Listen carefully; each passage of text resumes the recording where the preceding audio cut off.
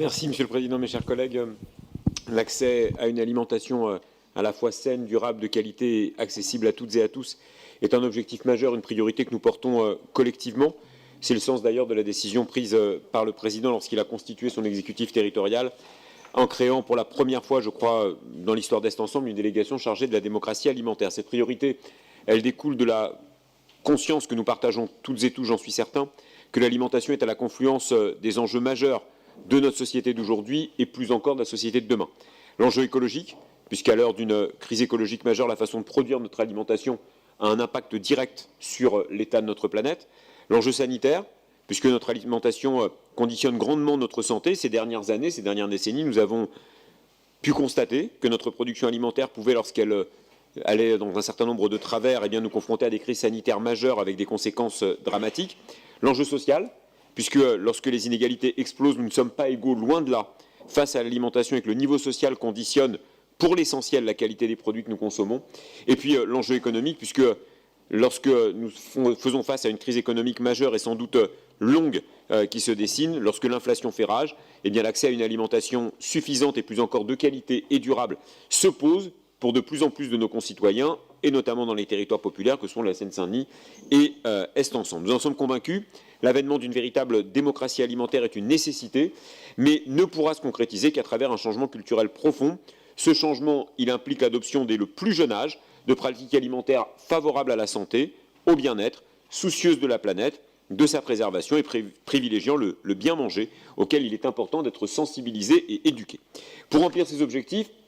le rôle de nos écoles est primordial et la restauration scolaire représente un outil privilégié de mise en œuvre de ces politiques publiques, parce que la cantine nous permet de toucher un nombre très important d'enfants, mais aussi parce que nous le savons, à travers ces enfants qui fréquentent nos restaurants scolaires, ce sont les parents que nous sensibiliserons, tant il est de plus en plus vrai que les enfants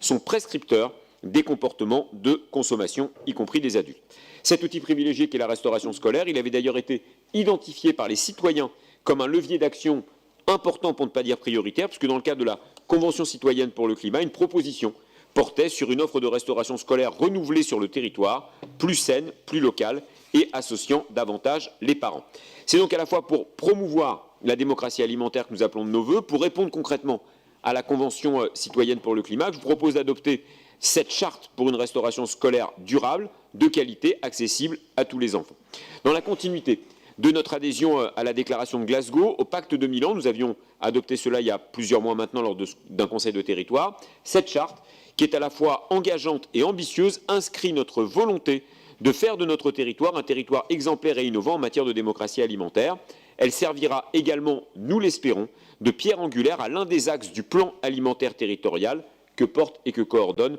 le département de Seine-Saint-Denis. Cette charte, elle fixe des objectifs ambitieux qui visent à aller au-delà de ce que la loi Egalim nous oblige ou va nous obliger à faire, autour de 6 grands engagements. Chaque engagement, vous avez sans doute lu le texte, se déclinant autour de propositions. Le premier autour de la volonté de favoriser une alimentation durable et de qualité, avec des engagements sur des pourcentages de fruits et légumes frais et qui respectent la saisonnalité dans les cantines, de produits locaux également, issus de l'agriculture en circuit court, l'absence d'organismes génétiquement modifiés ou de produits contenant par exemple de l'huile de palme, une alternative systématique à la viande ou au poisson pour privilégier l'apport d'autres protéines que des protéines animales. Le second objectif, celui de promouvoir une alimentation équilibrée, notamment par le renforcement des actions de sensibilisation des enfants, par des actions pédagogiques récurrentes, diversifiées, qui participent à l'équilibre alimentaire et au bien manger. Le troisième objectif, autour de la volonté de proposer une cuisine créative qui favorise l'éducation au goût et qui développe le plaisir du bien manger, avec des cantines qui proposent davantage de produits qui favorisent des découvertes de saveurs variées pour lutter contre l'uniformisation du goût à laquelle nous devons faire face, mais aussi des menus à thème régulièrement, des animations pédagogiques également en la matière. Un axe très important qui s'inscrit d'ailleurs dans le cadre de notre plan zéro déchet autour de la lutte contre le gaspillage alimentaire, avec des exigences que nous nous fixons en matière de lutte contre le gaspillage au moment de la préparation des repas, mais aussi la sensibilisation des personnels et des élèves contre la lutte, à propos de la lutte contre le gaspillage alimentaire, et avec la volonté d'équiper à terme, d'ici quelques années, l'ensemble de nos restaurants scolaires de tables de tri qui nous permettront de réduire la quantité de denrées jetées. Une priorité autour de la garantie de l'accessibilité de la restauration scolaire pour tous les enfants, avec la volonté d'utiliser la restauration scolaire comme un levier d'insertion sociale, une tarification sociale différenciée selon les familles, et puis une restauration scolaire dont nous nous fixons l'objectif que d'ici 2025, elle puisse être gratuite pour les familles en situation de grande précarité, parce que nous savons que le prix, même modeste, peut être un frein à l'accès de certains enfants à la restauration scolaire, et puis des clauses d'insertion également que nous voulons plus ambitieuses qu'elles ne le sont parfois aujourd'hui, et puis un dernier axe autour de la volonté de permettre aux usagers,